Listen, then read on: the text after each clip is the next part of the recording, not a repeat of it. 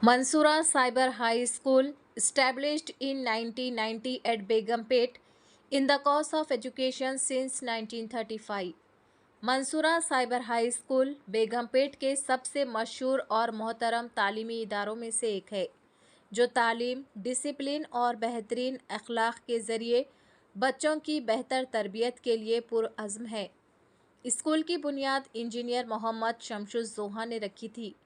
आज तक यहाँ से तालीम हासिल करने वाले बेशुमार students, engineers, doctors, architects. Chairman A18 Telangana news Mohammed Azam Ali. Nalgonda murder case. Nalgonda police ने एक ही ख़ानदान के 4 अफराद के सनसनीखेज़ कत्ल का मामला हल कर लिया है। पुलिस के मुताबिक चारों अफराद को मुबैना तौर पर एक ही मुलजिम ने कत्ल किया। गिरफ्तार मुलजिम असलम हसीना की बड़ी बहन का दामाद है। कत्ल होने वालों में मोहम्मद सुल्तान 45 साल, हसीना 38 साल, उनका बेटा मुजम्मिल 20 साल और बेटी अफरा 14 साल शामिल है। पुलिस के मुताबिक इस वारदात की असल वजह सोने और पैसों के लेन देन का तनाज़ा था। ज़िले के SP शरद चंद्र पवार ने प्रेस कॉन्फ्रेंस में केस की तफसीलात बताई। मोहम्मद सुल्तान अपनी अहलिया हसीना और 2 बच्चों के साथ नलगुंडा के तेलंगाना कॉलोनी में रहते थे। पुलिस के मुताबिक तकरीबन 1 साल पहले हसीना ने अपनी बड़ी बहन की बेटी तबस्सुम को 1 लाख रुपये उधार दिए थे। बाद में तबस्सुम के शौहर असलम ने भी सुल्तान और हसीना से मजीद 1 लाख रुपये कर्ज मांगा। इसी दौरान हसीना बार बार तबस्सुम और असलम से पहले लिए गए पैसे वापस करने का मुतालबा कर रही थी।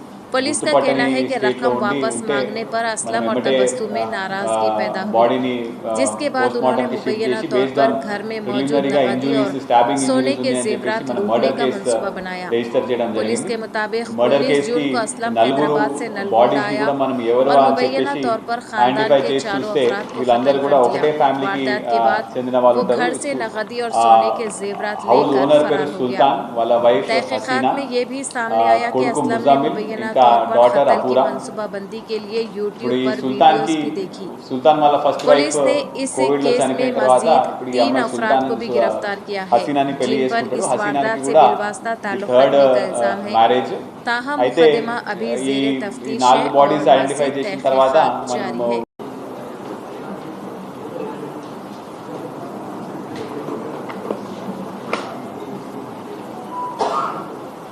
రెడీయా? చల్ ఓకే. అందరికీ నమస్కారం. మనకు ఈ నెల 22 మండే రోజు సాయంత్రం సుమారు 6 గంటలకి మనకి ఒక 100 డైల్ వస్తుంది.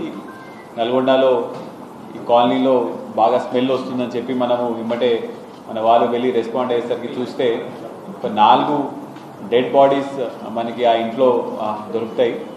ఆ డెడ్ బాడీస్ కూడా బాగా డీకంపోజ్ అయ్యి గుర్తుపట్టని స్టేట్లో ఉంటే మనం ఎమ్మటే బాడీని పోస్ట్ మార్టంకి షిఫ్ట్ చేసి బేస్డ్ ఆన్ ప్రిలిమినరీగా ఇంజురీస్, స్టాబింగ్ ఇంజురీస్ ఉన్నాయని చెప్పేసి మనం మర్డర్ కేసు రిజిస్టర్ చేయడం జరిగింది.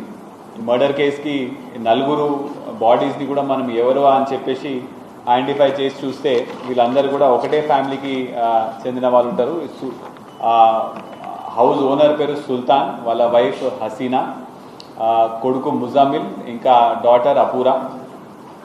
ఇప్పుడు ఈ సుల్తాన్ వాళ్ళ ఫస్ట్ వైఫ్ కోవిడ్లో చనిపోయిన తర్వాత ఇప్పుడు ఈ అమ్మాయి హసీనాని పెళ్లి చేసుకుంటాడు. హసీనానికి కూడా ఇది 3rd మ్యారేజ్. అయితే ఈ 4 బాడీస్ ఐడెంటిఫై చేసిన తర్వాత మనం ప్రత్యేక బృందాలు 7 teams, CCS, Nalgonda 1 town, rural అన్ని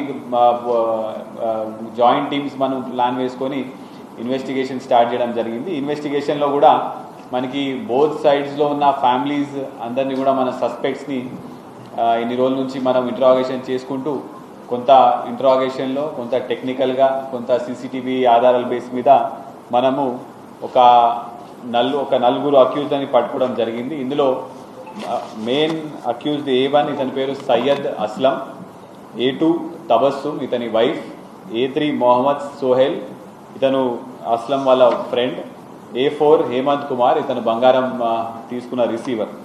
అయితే ఈ అస్లం అనేవాడు ఈ హసీనా వాళ్ళ అక్క తహేరా బేగం వాళ్ళ కూతురు వాళ్ళ హస్బెండ్, వాళ్ళ కూతురు పేరు తబస్సుమ్. సో తబస్సుమ్ వాళ్ళ హస్బెండ్ ఈ అస్లం. అయితే వీళ్ళకి పాత గొడవలు ఏంటంటే